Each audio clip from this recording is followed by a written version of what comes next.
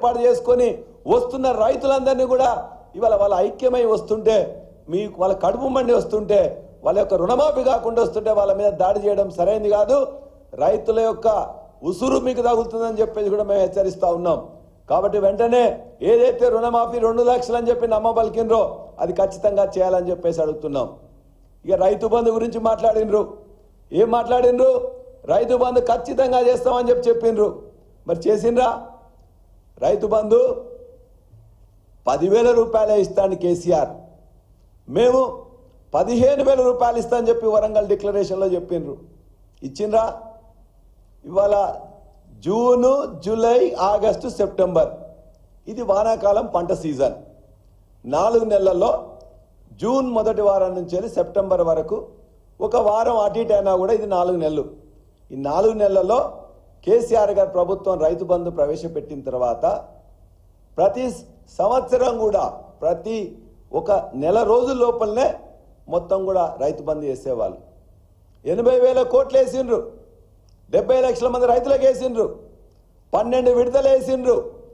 సాగు చేసిన చేయకపోయినా రైతుకు భూమి ఉంటే చాలా భూమి మీద 5,000 రూపాయలు పంటకు మొత్తం కూడా వేసింది. వాస్తవం 80,000 కోట్ల రూపాయలు భారతదేశంలో ఏ రైతుకు కూడా ఏ పార్టీ కూడా ఏ ప్రభుత్వం కూడా చేయలే, ప్రపంచంలోనే చేయలే. దరిదాపుగా రైతు బంధు కానీ ఇలా రుణమాఫీ పేరు మీద కానీ రుణమాఫీ పేరు మీద 30,000 కోట్లు వేసినాం, రైతు బంధు పేరు మీద 80,000 కోట్లు వేసినాం. 1,10,000 కోట్లని రైతుల అకౌంట్లోకి దళారులు లేకుండా మధ్యవర్తులు లేకుండా వాళ్ళ అకౌంట్లోకి టక్కున వేసింది కేసీఆర్ గారి ప్రభుత్వం. 12 సార్లు వేసిండ్రు, 6 సంవత్సరాలు వేసిండ్రు. మరి ఏమైంది? నువ్వు ప్రభుత్వం రాగానే ఖచ్చితంగా 15,000 ఇస్తాను నమ్మబలికినావు కదా, ఎందుకు ఇవ్వలేని చెప్పేసి మేము అడుగుతున్నాం. 70 లక్షల మంది రైతులు ఎదురు చూస్తున్నారు. ఇవాళ దానికోసం అని చెప్పి ఒక క్యాబినెట్ సబ్ కమిటీ వేసిండ్రు. ఆ క్యాబినెట్ సబ్ కమిటీ ఊరేగింది. 5 ఎకరాలకు ఇవ్వాలన్నా, 3 ఎకరాలకు ఇవ్వాలన్నా, 10 ఎకరాలకు ఇవ్వాలన్నా, గుట్టలకు ఇచ్చిండ్రా, చెట్లకు ఇచ్చిండ్రా, ఎస్సీలకు ఇచ్చిండ్రా, బీసీలకు ఇచ్చిండ్రా.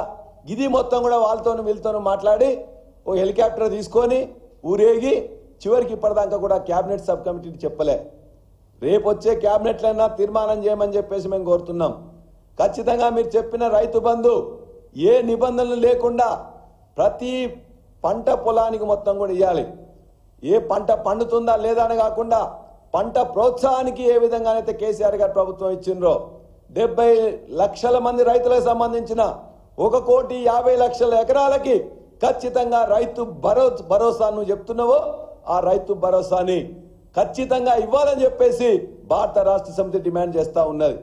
సాగు నిబంధనలు పెట్టొద్దు, ఎన్ని ఎకరాలు ఉందని చెప్పేసి నిబంధనలు పెట్టొద్దు.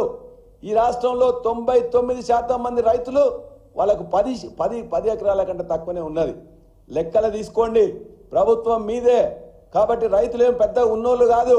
10 ఎకరాలున్నా 20 ఎకరాలున్నా పెద్ద నష్టమేం జరగదు. కానీ అందరికీ రైతు బంధు 15,000 ఖచ్చితంగా ఈ సీజన్ అయిపోయే లోపల ఇవ్వాలని చెప్పేసి రేపు క్యాబినెట్ తీర్మానం చేయాలని చెప్పి కూడా మేము డిమాండ్ చేస్తూ ఉన్నాం. అదేవిధంగా రైతు బీమా గురించి ఒక్కరు కూడా మాట్లాడతలేరు. బ్రహ్మాండంగా 5 లక్షల రూపాయలు మేము ఇచ్చినాం, చనిపోయిన వారం 10 రోజుల్లో ఇచ్చినాం. మరి ఏం రోగం వచ్చింది మీకని అడుగుతున్నాం.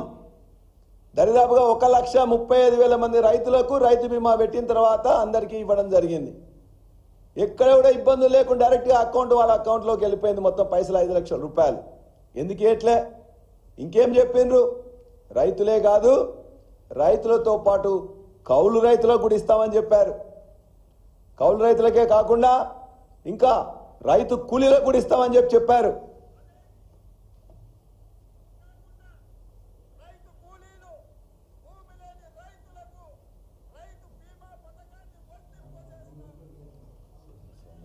ఈ సౌండ్ రైతు బీమా పథకాన్ని రైతులకే కాకుండా రైతు కూలీలకు కౌలు రైతులకు ఇస్తానని చెప్పేసి వరంగల్ డిక్లరేషన్లో ఆనాడున్న టీపీసీసీ ప్రెసిడెంట్ నేటి ముఖ్యమంత్రి రేవంత్ రెడ్డి నమ్మబలికారు.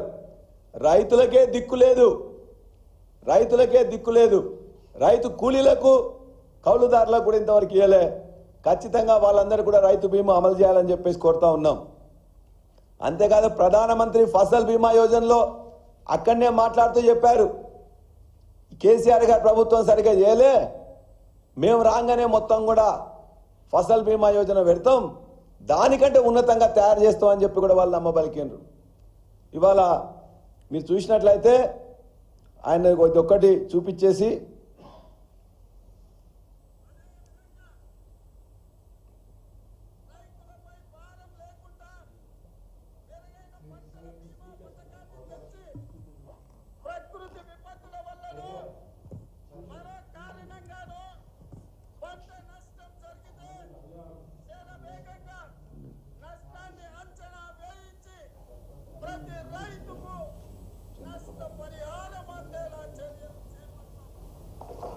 అని ఏం చెప్తున్నాడు, రైతులకే కాకుండా రైతు కూలీలకు కౌలుదారులకు అది ఇస్తున్నతో పాటు ఇక్కడ మెరుగైన పంట పథకం ఇస్తా అని చెప్పాడు.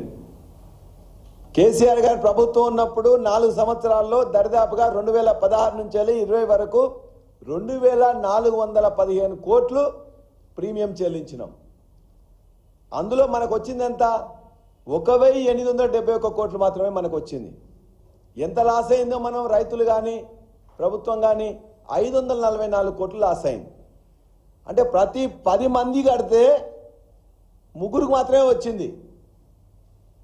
70 లక్షల మంది రైతులు ఉంటే మనం ఇదంతా బాగుందని చెప్తే 10 లక్షల మంది రైతులు మాత్రమే కట్టేది. ఆ 10 లక్షల మందిలో రైతులు కట్టేది స్టేట్ గవర్నమెంట్ కట్టేది, సెంట్రల్ గవర్నమెంట్ కట్టేది. కానీ ఆ 10 లక్షల్లో ఎంతమందికి వచ్చింది? 3 లక్షల మందికి మాత్రమే వచ్చింది. ఫసల్ బీమా యోజన మొట్టమొదలు పెట్టినప్పుడు అన్ని ప్రభుత్వాలు చేరినాయి. కానీ చివరికి అందరూ కూడా బయటకు వచ్చిండ్రు. కర్ణాటక కానీ, జార్ఖండ్ కానీ, ఒరిస్సా కానీ, వెస్ట్ బెంగాల్ కానీ, లేక చివరికి గుజరాత్ ప్రధానమంత్రి స్వయంగా తన యొక్క ప్రభుత్వం ఉన్న ఆయన